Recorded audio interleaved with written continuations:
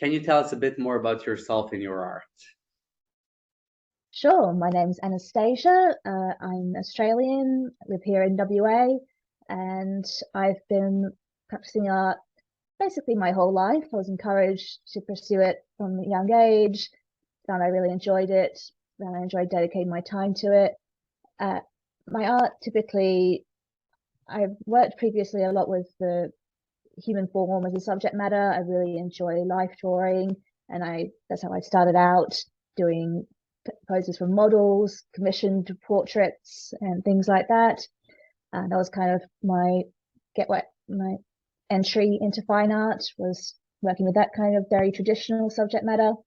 And as I've developed, I've started painting other subject matter, but kind of kept returning to that. And I typically just use that as basis and then attach different allegories, stories, meaning, and other things on top of it to actually tell something a bit more interesting than just here's a figure. I do a lot of traditional painting. That's my main medium. Usually, lately, I've been painting more with oils. So previously, a bit of everything.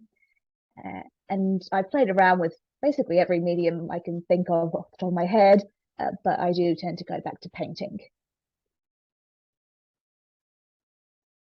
Okay, and now being involved in this kind of virtual residency, how does it feel? Is it something new to you? Something new. Yeah, I did a little bit of digital workshop classes and stuff last year because I was studying to do my master's, and obviously during the pandemic, everything shut down. There was no in-person classes, so I did some digital classes then, but only for a few weeks because WA didn't stay in lockdown for long. And other than that, most of my experience working in groups for art, classes, projects, exhibitions, it's all been in person. So I haven't had much experience doing it in an online format. And just in terms of like sharing work, existing in a space together, creating work, that is something I miss from the in-person kind of residency programs. However, I do think it's still an interesting approach to doing things. I'm glad that it means we can have such a diverse group, so people from so many different corners of the world, people working in different mediums, different subject matter. Even though we're all kind of doing one theme, everyone's doing very different projects. Even those of us who are doing painting are all doing very different approaches to the artist on standby theme. And I think everyone being spread out kind of leans towards that, kind of sends us in that direction. So that's a lot of fun. That is a bonus to it. Tell us a bit more about your project. What was the inspiration? So starting with the theme of artists on standby, I knew I wanted to do something a bit more introspective, thinking about my own personal experience and feelings. I've been playing around on and off with self-portraiture and automatic drawing in the last few years. So I've been trying to have an introspective approach to my art.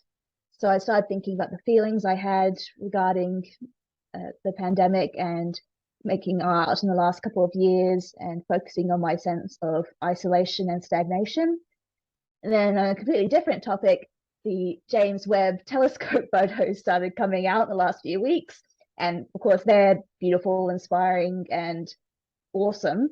So looking at those, I started thinking in terms of allegory and projecting my very human emotions on distant stars who, as far as I know, have no feelings, and kind of using that as a parable to explore the story of my own feelings and my own aspirations. I took a specific cluster of galaxies called Stephan's Quintet. There's 5 galaxies, one of which is actually way further away than the other 4 are, or further away from the other 4. And there's some photographs that come out of them, some scans, some information about those ones. And I started drawing metaphors from those about things being very far away, but also being grouped together, having effects on each other, moving closer together, forming something new, being in motion and development over this incomprehensible length of time. Was easy to kind of project my own frustrations of stagnation and isolation, but also that hope of eventually I'm going to explode into a giant new galaxy and it's going to be beautiful. So I've been just focusing on that and trying to explore that idea through my painting. I cannot wait to see it. And you mentioned you'll be experimenting with sound a bit, right?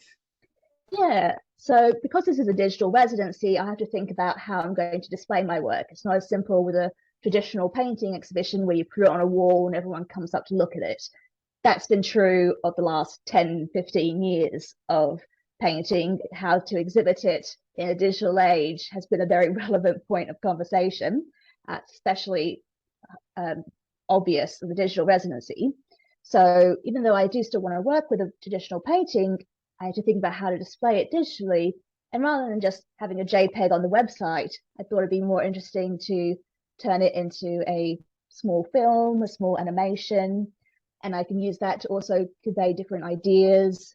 The scale and movement of the camera can convey my sense of movement or lack thereof, and different anxiety. And sound is also useful for that, for conveying anxiety and just kind of a spooky atmosphere or a comforting one. It means I can also throw in little Easter egg tidbits for different aspects of Stephen's quintet, like the fact that it's part of certain constellations. I can use sound as a little, if you know, you know, kind of signal, which is fun. So I'm playing around a lot with that, seeing what I can come up with. I was also inspired because you had an artist visit us, Daqui, I'm writing his name down. Danquist. Danquist. Danquist came and gave us a talk and showed us some of his work. And I was really inspired by that because it was really beautiful. And it was nice to see someone who was a visual artist moving into that kind of medium. I thought, oh, maybe I can try that. So Danquist Johnson and Shishu Yang, their films together was an inspiration as well to try something new. Sounds exciting.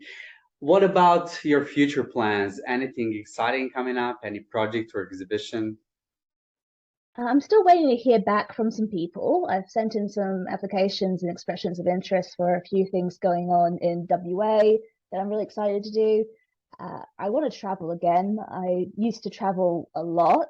I have lived in a lot of different countries, and that means traveling to a lot of different countries as well.